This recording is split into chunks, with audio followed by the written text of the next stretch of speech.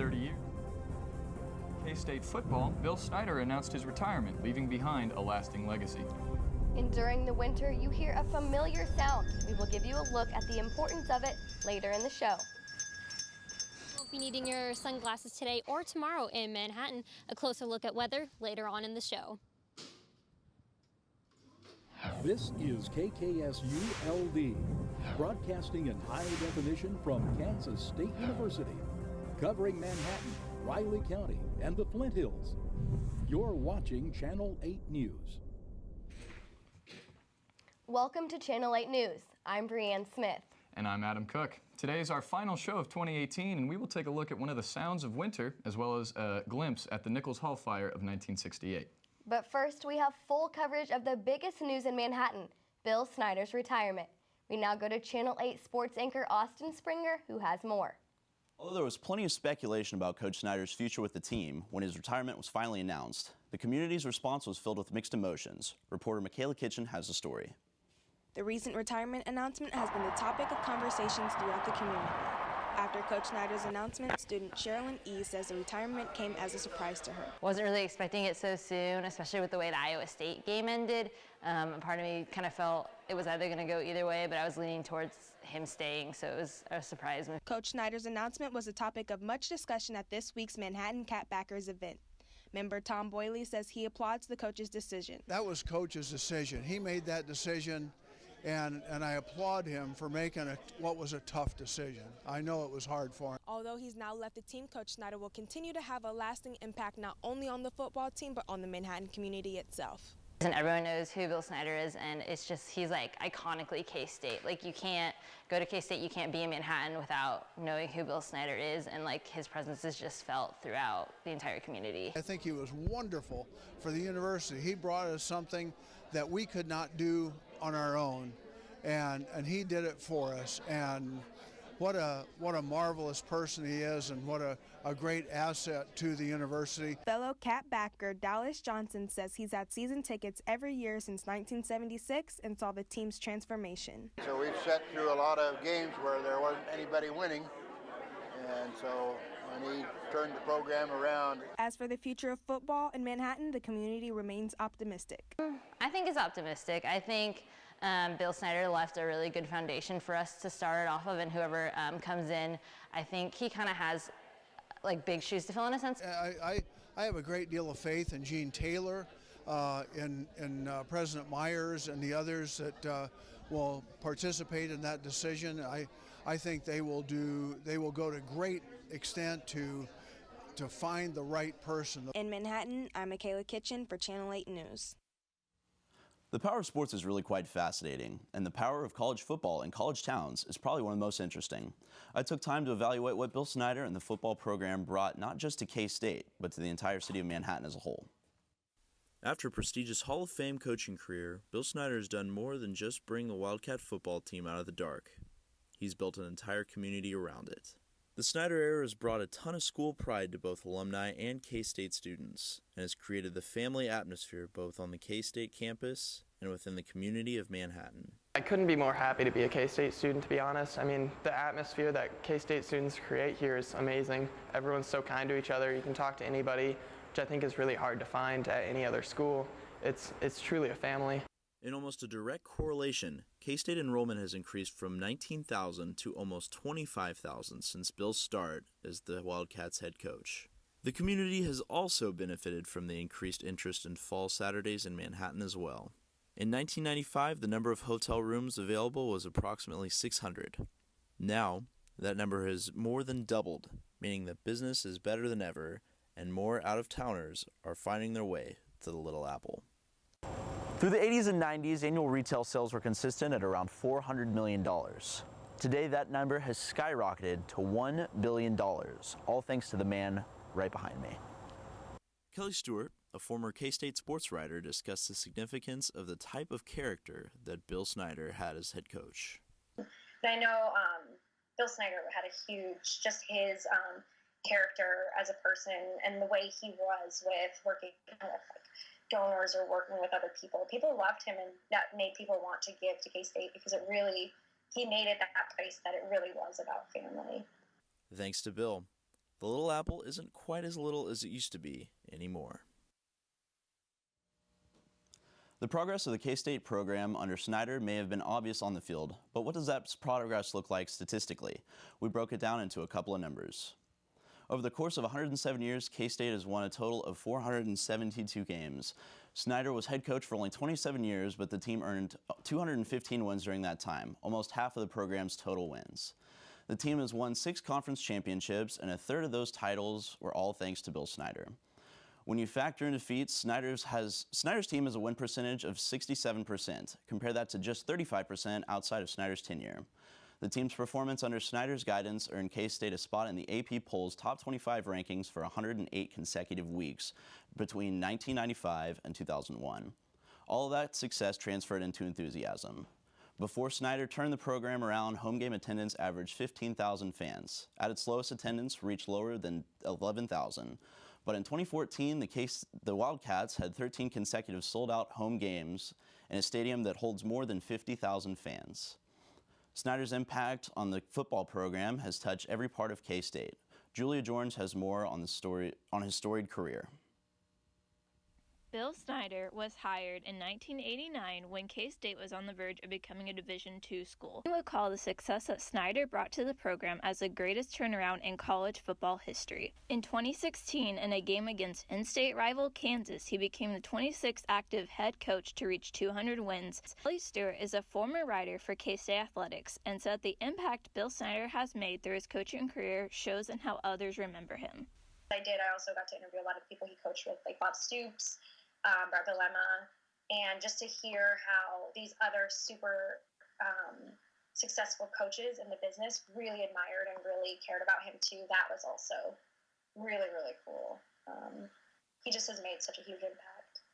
After a brief 3-year retirement, Bill Snyder returned to his head coaching position to help lead the K-State football program to success. 3 seasons without Snyder, the team went 17-20. Over the next 10 seasons, the team reached a bowl game 8 straight times.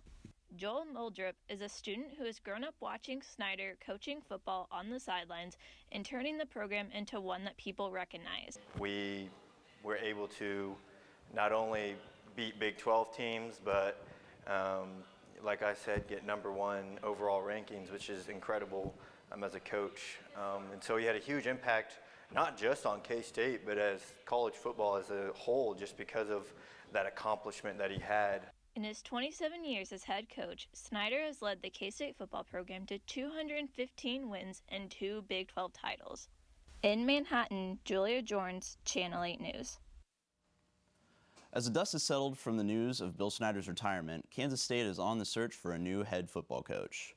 K-State has hired Ventura Partners, a search firm, to help conduct the search for a new head coach. Among the candidates are Seth Luttrell from North Texas. Luttrell took over at UNT in 2016, his first head coaching job after spending 10 years as an offensive coordinator at various schools. When Luttrell took over at North Texas, they were one of the worst Division I football programs. Since then, he has led the Mean Green back to back-to-back 9-win seasons and will look for a school record with a 10th win in the New Mexico Bowl in 2 weeks. One of the other hot names is former K-State defensive coordinator Jim Leavitt. Leavitt spent 12 years as head coach at South Florida. He has also been a defensive coordinator at various schools and is currently at Oregon. Other mentioned in the search for a new head coach are North Dakota State head coach Chris Kilman and Clemson defensive coordinator Brent Variables. We now go back to Brianne and Adam. Thank you, Austin. K-State Athletics Director Gene Taylor said that the school would not comment any further on the coaching situation until a new coach was hired. Coming up next, we have a hot story about the Nichols Hall fire that happened 50 years ago, as well as a story behind the ringing sound you hear throughout the winter. Your identity is who you are.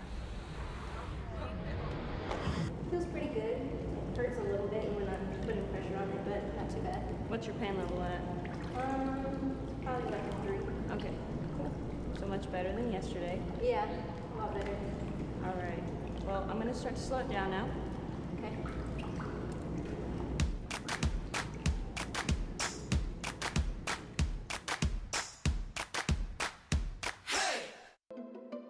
This was my first time taking an online course, and Well, it went really, really well. It really did not feel like an online course for me. It felt like we were in a classroom talking and discussing and collaborating with each other. It's a renowned university, and I really take pride in calling myself a Wildcat, and I'm really proud that I'm a K-State alumni now. So I think it adds up a lot of value that I'm from K-State.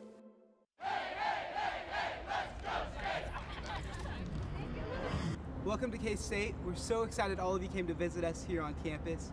We're going to be starting our tour here in front of Anderson Hall, which is our administrative building and kind of our iconic building on campus. It houses our president's office and our vice president for student life. All right, let's get started. We're going to be going to the Union next. It houses our board. Welcome back. $18.5 million of federal money will funnel into Manhattan to fund improvements to the city's levee system.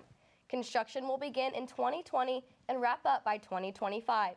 The project will increase the levee height by 1.5 to 3 feet from the intersection of Casement Road and Hayes Drive, along the confluence of the Kansas and Big Blue Rivers, and wrap up around the wastewater treatment plant. The funds will also provide for new gate, well structures, and relief wells along Lanier Trail. The total cost of improvement will reach $26 million, leaving the city of Manhattan to raise the remaining $7.5 million. City Manager Ron Fear said there are multiple avenues to obtain that money. It could come from a variety of sources.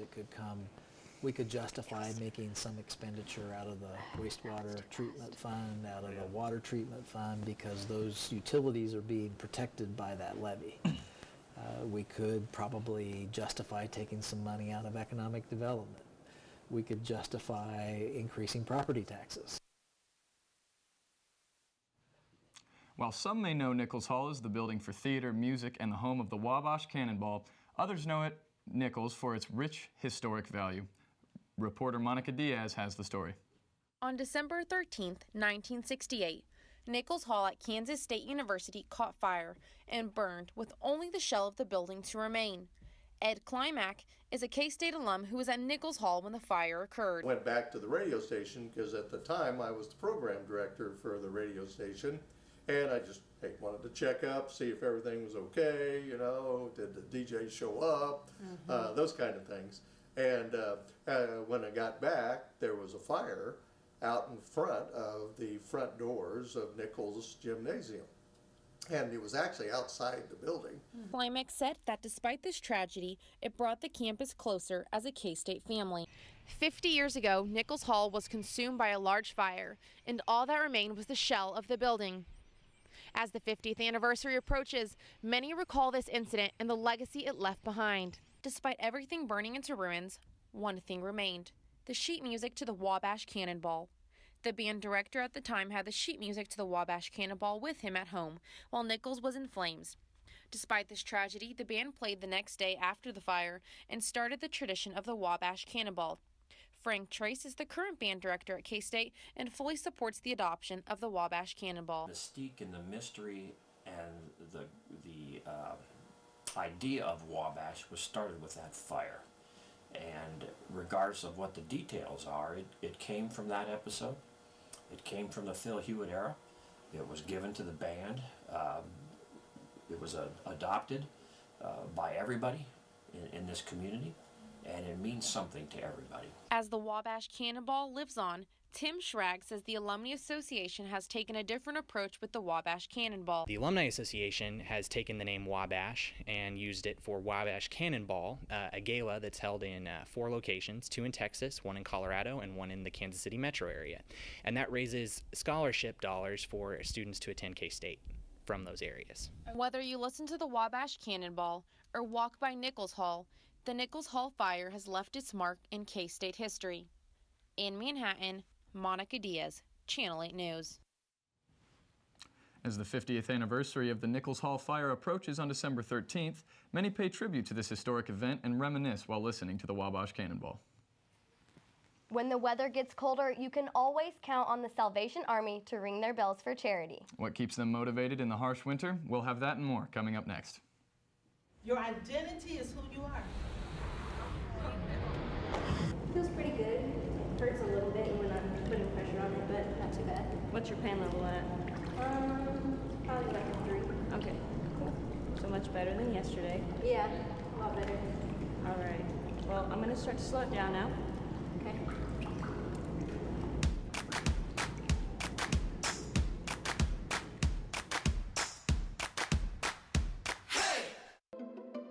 This was my first time taking an online course, and well, it went really, really well. It really did not feel like an online course for me. It felt like we were in a classroom talking and discussing and collaborating with each other.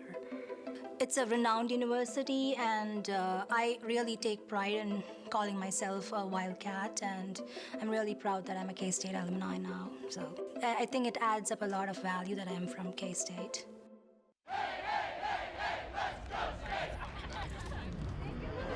Welcome to K-State. We're so excited all of you came to visit us here on campus. We're going to be starting our tour here in front of Anderson Hall, which is our administrative building and kind of our iconic building on campus. It houses our president's office and our vice president for student life. All right, let's get started. We're going to be going to the Union next. It houses our pool.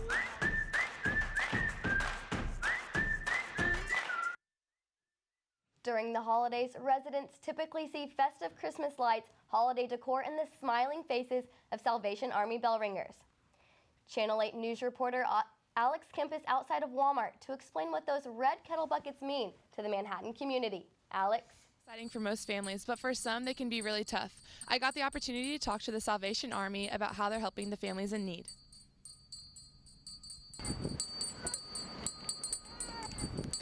The Red Kettles are back this season, and the Salvation Army is geared up to make a difference in our community. Our goal this year is to raise $50,000, and with that $50,000, it stays within the community in Raleigh County that we service families and individuals who are in need of rental assistance, medication, utility assistance, and any basic needs. Many families in the community benefit each year due to the funds raised by the Kettlebell Ringers. 2018 has been an adventure.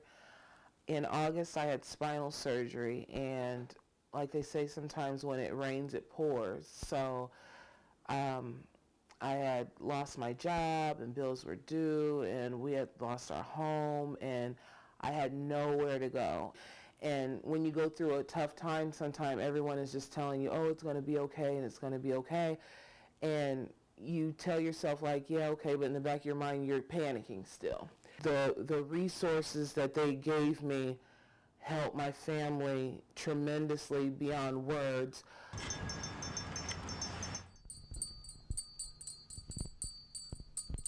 Hi, we're here at the local Walmart with Dale Mosier, who is a bell ringer for the Salvation Army. So Dale, after the bucket is full, where do the donations go to? They go to Salvation Army, and goes basically to help the needy kids that locally in town. Okay. Where do the donations physically go to? Back to the location here in Poynes? Yes, ma'am. It stays local. And so, what is the Salvation Army doing this year to increase their donations? Basically, trying to, we got a set goal, and we're going to try to make a full goal with $50,000, and hopefully we'll make it. Hopefully we'll make it. Hope so. Thanks, Dale, for your time. The weather is still pretty chilly, but I'm hoping that it warms up soon. Rachel Hogan has the weather. Rachel? Thanks, Alex. And it's going to be a cold one today in Manhattan. I know my toes and my fingers are still thawing out from the start of the show. Taking a closer look at today's weather, we've got a high in the low 30s today, and overnight it's going to dip down into the 20s. It'll be around the upper 20s while we are getting into sunset. In the morning, it'll dip down to 20 on the dot. Throughout all of that, it's going to be pretty cloudy. It'll clear up briefly around 1 to 3, but the cloud cover is going to move right back in. And then as we move on and look at the Kansas map, it's going to be pretty cold all across the state. Coldest in the northwest, warmest in the northeast. We've got a high in the low 20s here, and in our corner of the state, we're going to be in the upper 20s. The cloud cover is going to be all over the state in the areas where it's blue and it's green. It's going to be the areas of most excessive cloud coverage. We are up on that little edge. Looking at the national map, it's going to be cold all over. In Seattle, it's going to be mid-50s, and it's going to be pretty cold in the north, pretty warm in the south. Looking at our 5-day forecast, it's going to be pretty steady all across. Cloudy, upper 30s, lower 40s. Back to you guys at the desk. Thank you, Rachel. Most birthday presents come in boxes, but one Manhattan organization is providing the whole occasion in a box. And a grocery store is finding a way to get kids involved in the holiday cooking spirit. That's coming up next on Channel 8. Your identity is who you are. Feels pretty good. Hurts a little bit when I'm putting pressure on it, but not too bad. What's your pain level at? Probably like a 3. Okay, cool. So much better than yesterday. Yeah, a lot better. All right. Well, I'm going to start to slow it down now. Okay.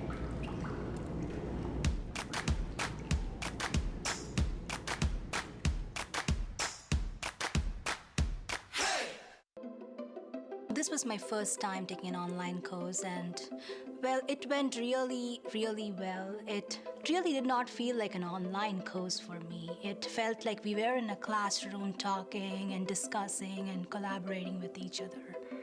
It's a renowned university, and I really take pride in calling myself a Wildcat, and I'm really proud that I'm a K-State alumni now. So I think it adds up a lot of value that I'm from K-State.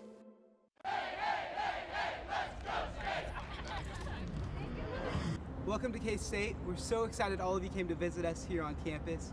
We're going to be starting our tour here in front of Anderson Hall, which is our administrative building and kind of our iconic building on campus. It houses our president's office and our vice president for student life. All right, let's get started. We're going to be going to the Union next. It houses our pool.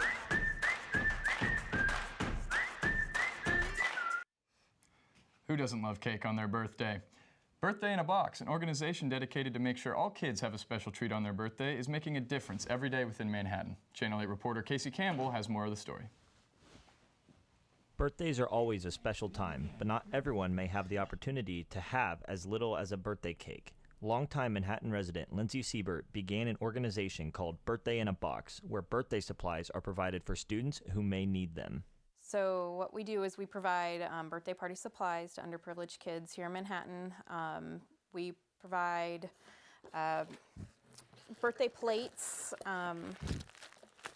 cups, napkins, forks, balloons, candles, a Target gift card for $20 so that the parents can go purchase a birthday present for their kids, and then Hy-Vee donates a birthday cake to all of the kids in the program.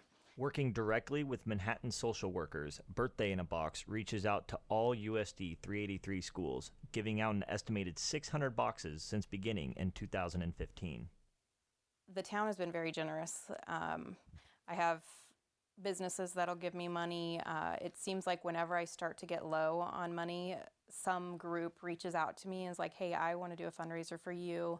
I have little kids that instead of getting birthday presents for themselves, they collect plates, cups, napkins, forks for Birthday in a Box and donate it to Birthday in a Box to help other kids. Churches have given us money. It's just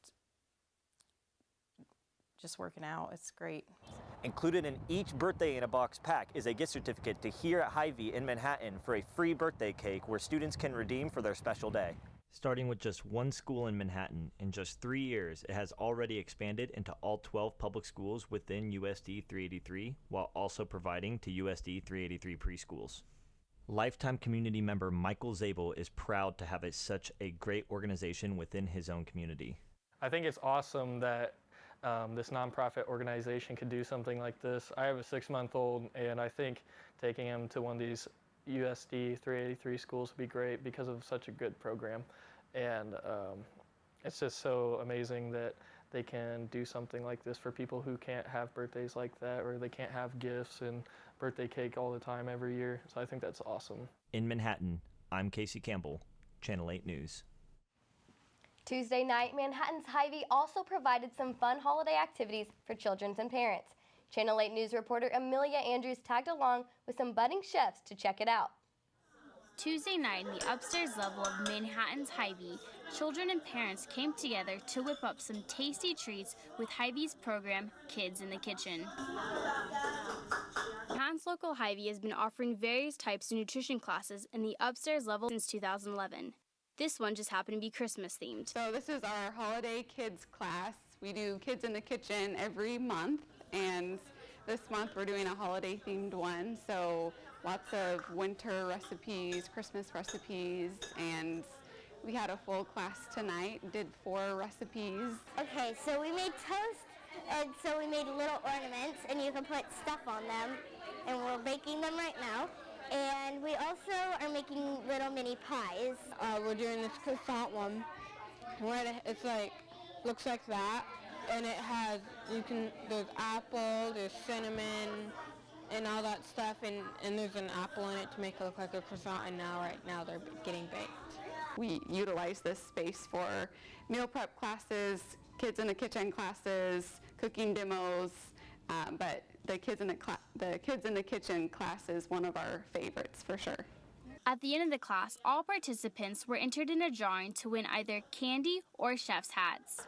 In Manhattan, I'm Amelia Andrews, Channel 8 News.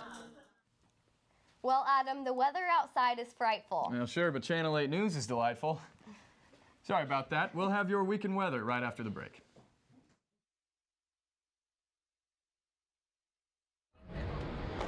Feels pretty good. Hurts a little bit when I'm putting pressure on it, but not too bad. What's your pain level at? Probably like a 3. Okay, cool. So much better than yesterday. Yeah, a lot better. All right. Well, I'm going to start to slow it down now. Okay.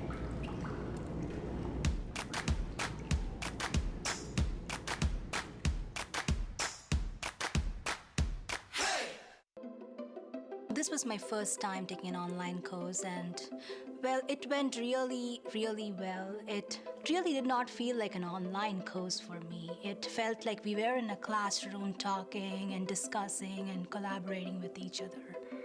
It's a renowned university, and I really take pride in calling myself a Wildcat, and I'm really proud that I'm a K-State alumni now. So I think it adds up a lot of value that I'm from K-State.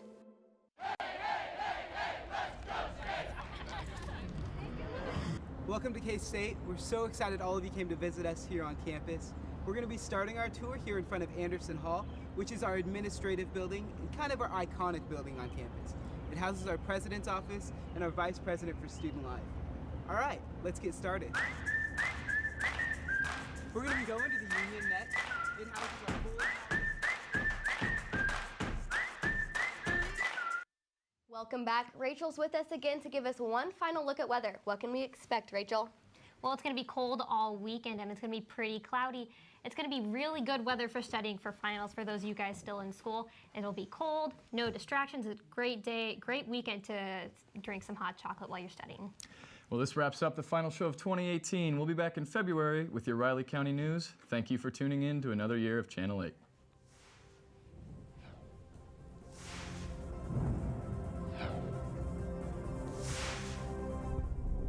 This is Channel 8 News.